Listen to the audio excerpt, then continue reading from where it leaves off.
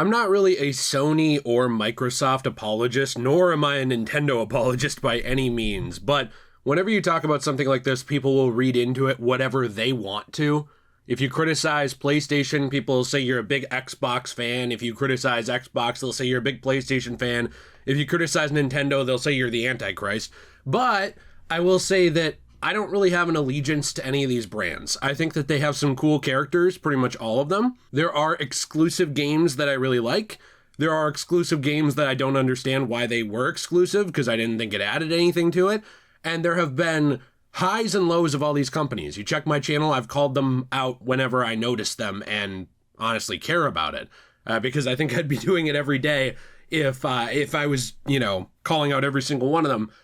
But PlayStation has kind of pushed the PS5 Pro as their next step in gaming. Don't know why I have a lisp today, but the PS5 Pro has been getting criticized for a lot, from its price point to its lack of disk drive, all the way down to, what it's kind of promoting as a gaming system and who it's cutting out. But today I wanted to kind of take a look at this from the angle of physical gaming, of physical media. I genuinely think whether you care about physical games or you haven't bought one in the last 10 years, I still think it's good to have options. When things like this happen, things like the PS5 Pro, things like the Xbox Series S, and they do incredibly well, no disk drive, no push for physical, nothing like that. But Jay, you could buy a separate disk drive. I know, and we will talk about that. I promise you we will. When things like that do well, what it does is it sends a message to companies that do not actually care about the artistic side, that do not care about the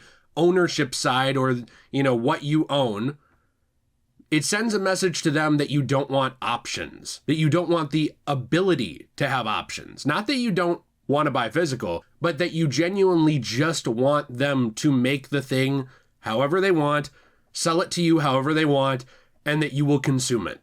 And that's what I want to talk about today. At the end of the day, how you spend your money is up to you. If we were to, micromanage everyone's wallet, we'd have criticism of everybody, myself included. I've got my own criticisms of me.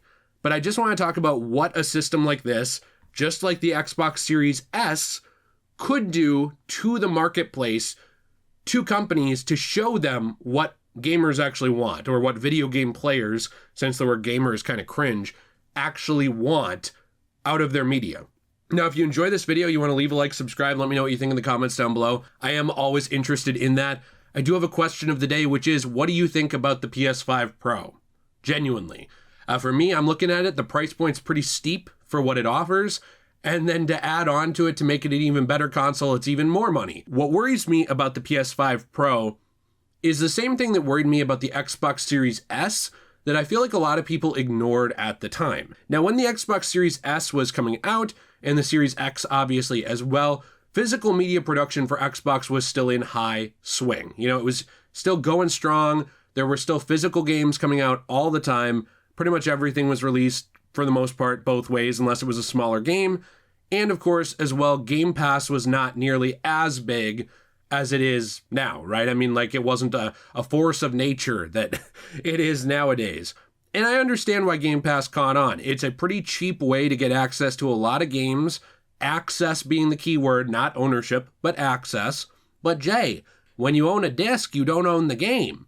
You do own a disc with a physical 1.0 build of a game on it, though, that you can install from the disc. But Jay, most of those games don't work right without patches. This is actually false. There are games that don't work right without patches, absolutely, and that need massive updates or need a ton of additional content to be worth playing. That's unfortunately something that in the modern landscape you need to do research on. It sucks, you shouldn't have to, but you do. But there are also a lot of games, especially compilations of older games, where the physical 1.0 build, maybe of an HD remaster, or maybe sometimes even of a new game straight out of box, works perfectly fine and is very fun. Stellar Blade was an example of that, actually, recently.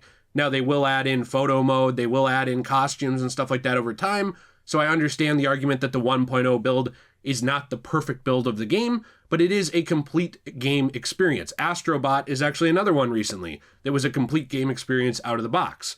So there are lots of games that are still finished. There are lots of games that are still done with that disc. To me, that says that unless there is a killer deal, or we're looking at old retro games where the market is just a joke, and people have inflated the prices of things far beyond what they should be when you can honestly just download a ROM of it for free. Not that I'd endorse that. I'm just saying that, when these companies don't actually sell their games in a legal way and you have to go to an eBay scalper who's selling Rule of Rose for $500 or $1,000 or whatever on the PS2, I would understand it. But my point is that when you buy these things, right, to me, what it's saying to Sony, to Microsoft, etc., is the same thing that buying the Xbox Series S said to Microsoft. It said that disk drive didn't matter. It said that option didn't matter. And by the way, the Series S did sell very well. In fact, it's being blamed by a lot of developers for holding back video game development because it was so much less powerful than some of its peers at the time. The same way the Nintendo Switch has gotten, flack for that as well. So that's not just an Xbox thing by any means. When I have a disc, it gives me an option. It gives me the option of having that 1.0 build. I could disconnect from the internet. I could install it right off the disc. It doesn't always require a download. In fact, most of the time it doesn't. And play it right there. When things like this do very well, and I'm hesitant to say that this one will because obviously it's gotten a lot of pushback, I think it's testing the waters. And Xbox shows us that. Xbox tested the waters with the Series S. And what did it tell them? It told them that people valued Game Pass more than owning a physical item. It told them that people valued a cheaper console, which if you bought it, I'm not shitting on you. I'm just telling you, I'm not attacking you. I understand money being tight. My first console was the PS2. I had it for 10 years almost before I got anything else. I got a used Game Boy Advance in the middle there for $50 from a friend because my family was pretty poor. We were not well off at all. I understand going with the cheaper option. That's not what I'm attacking here. But it does tell these companies that you value affordability and cheapness over quality. The thing with the PS5 Pro that's interesting is that it's the same idea as the Series S, except it's not cheaper. So the disk drive has been stripped out. There are some additional features that are supposed to make old and newer games play better, but there is no disk drive, and the vertical stand, if you want to buy it, costs extra as well. So that's already something that is going to boost that price from $700 or euros up there even more, I believe. And I think, I'm not an economist, but I believe 700 euros is technically more than $700. Not sure why there's a price differential there, but there is. Maybe it's tariffs and taxes, things like that. I don't know. But what's interesting to me is that this is going to add another hurdle as well to the options. Let's say that this is as popular as the Series S. I don't think it will be because of the price point and because, the stripped features with the Series S, the justification was it being significantly cheaper, right? Same as the Nintendo Switch Lite, the handheld, without the ability to dock it and put it on your TV. The justification for that is this thing is cheaper. You want it for younger people or maybe people who are not as economically advantaged or whatever you want to say, want that. That appeals to them because then they're still able to game. Unfortunately, a lot of people have been priced out of the hobby of gaming. They really have. A lot of people, especially in today's economies, don't have the kind of disposable income, and that's what it is disposable income that you have to save up outside of your necessities like food, clothing, utilities, etc., in order to get into this hobby. Retro gaming has become expensive. Building a PC, if you want it to be good, kind of expensive. Then you have to buy monitors as well. Getting these consoles is now a $500 United States US minimum for new ones. Now we're looking at something like $700, or more. People have been priced out of this hobby. And I understand when they go for that cheaper option because they've been priced out of the hobby and they want to still be able to enjoy the hobby. And that's fair. But this is going to add another hurdle to physical gaming. And the main reason it's going to do that is because of that external disk drive. Stripping out this disk drive, what it does is it adds a barrier where you now have to go out of your way to buy another disk drive. You have to go out of your way to buy this console. Then you have to go out of your way to buy a peripheral that you can then install in the console, which, by the way, is being scalped now. People are buying up the PS5 disk drive attachment and reselling it on eBay for multiple times the price because people are scummy. And that's what they'll always do. They prey on people wanting to have fun. That's really what it is. And basically, this hurdle will mean that people have to go out of their way to get this disk drive. Maybe they have to go out of their way to buy it on eBay. Maybe they have to go out of their way to buy it from Sony themselves.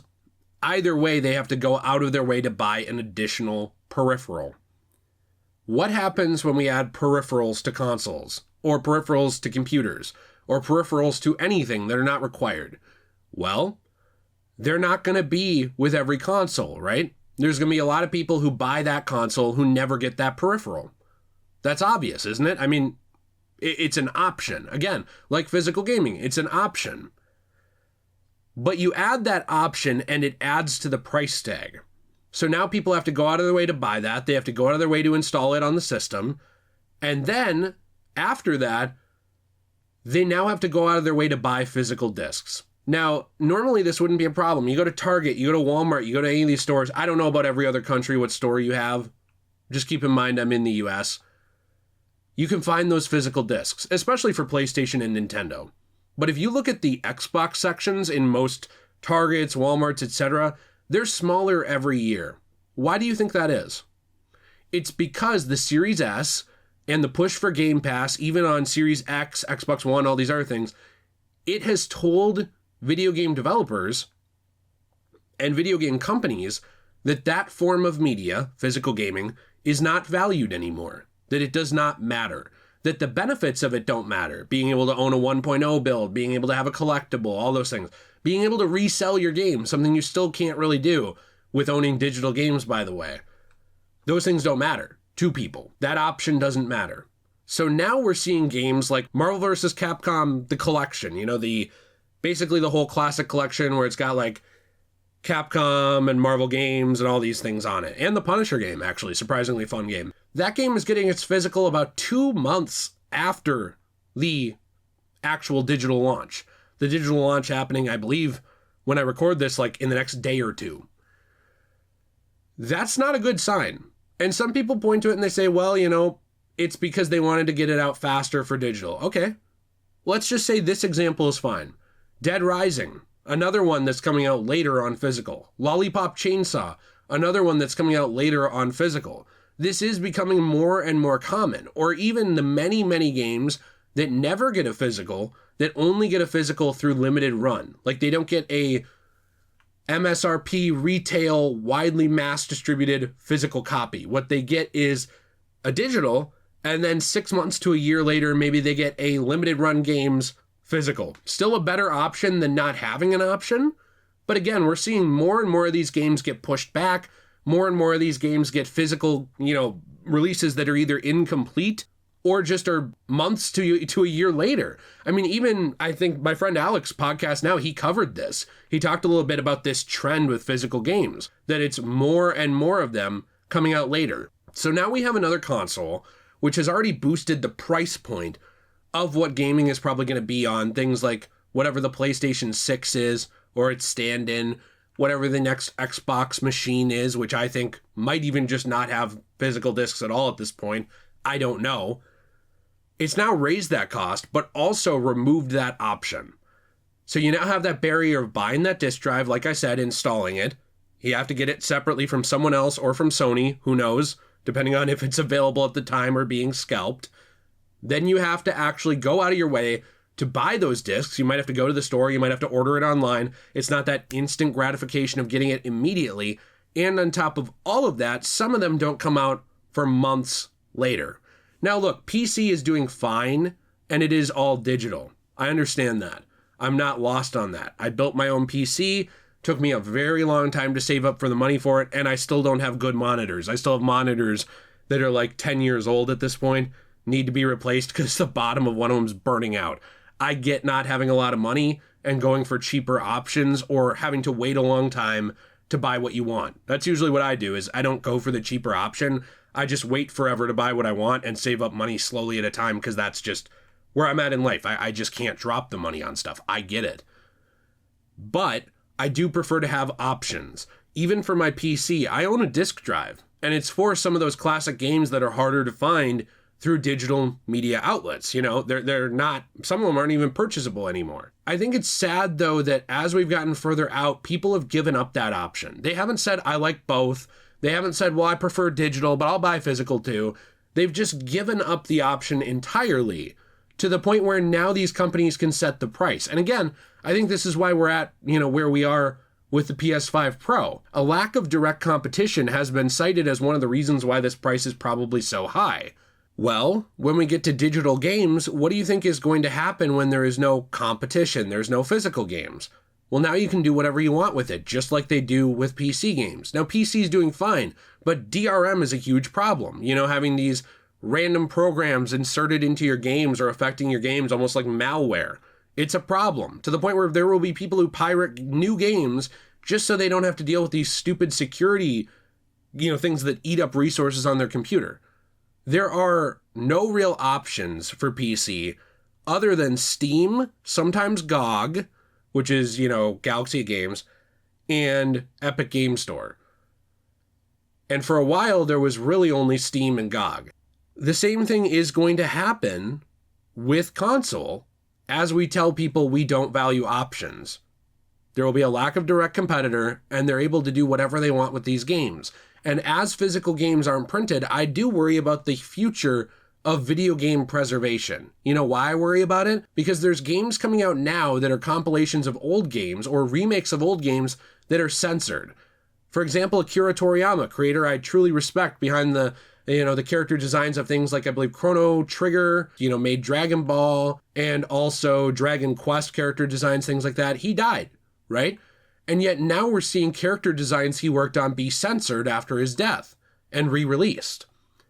If there is no physical of a game, who is to say that you can't just go back in and patch in those censorships later on? You know, who is to say that there will be a preserved copy, easily accessible, of that original game? Like, let's say that I made a game tomorrow and in 20 years, they choose to censor it, but it was digital only and it was only released on PS5. Well, now it's going to be harder to back that up. It's going to be harder to have a physical copy of that. I can dump PS2 discs onto my computer and play them through an emulator right now. I have that option. Or someone could find a ROM of a game no longer available. They have both options. My point that I feel like a lot of people miss in these videos because they want to defend one side or the other is that options are key. Options are what cause these products to be better. Without options, they almost always get worse because you don't have an incentive to price things affordably. You don't have an incentive to include every feature. You don't have an incentive not to censor. You don't have an incentive to listen to the audience at all. And I don't mean insane activist people or like crazy fringe people. I mean the actual audience that values your games.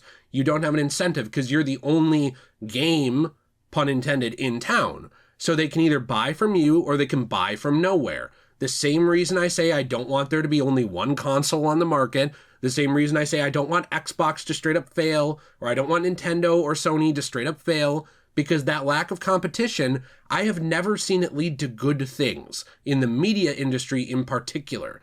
Lack of competition is why you had things like the phone industry split up into a bunch of smaller companies with antitrust laws. Lack of competition is why you see huge corporations nowadays able to do whatever they want and get away with providing poor customer service because there's no other option to buy from. That's just what it is, and you take it or leave it. I don't want gaming to go that way too. That's not what I want, and I don't understand why some people do. If you enjoyed this video, you want to leave a like, subscribe, let me know what you think in the comments down below. I do appreciate you very much. I'm interested to hear your thoughts.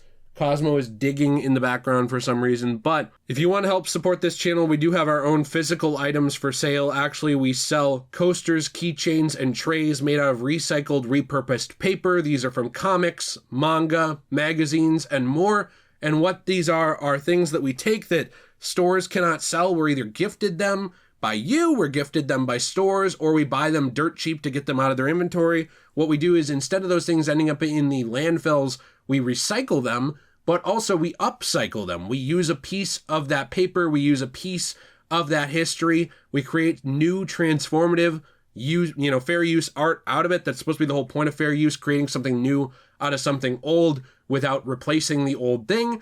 We sell it, and it helps support the channel, and then we recycle the rest. We use recyclable materials for a lot of this stuff too, like recyclable gloves. We use boxes for the most part that we get in the mail, and except when we run out of them on the rare case.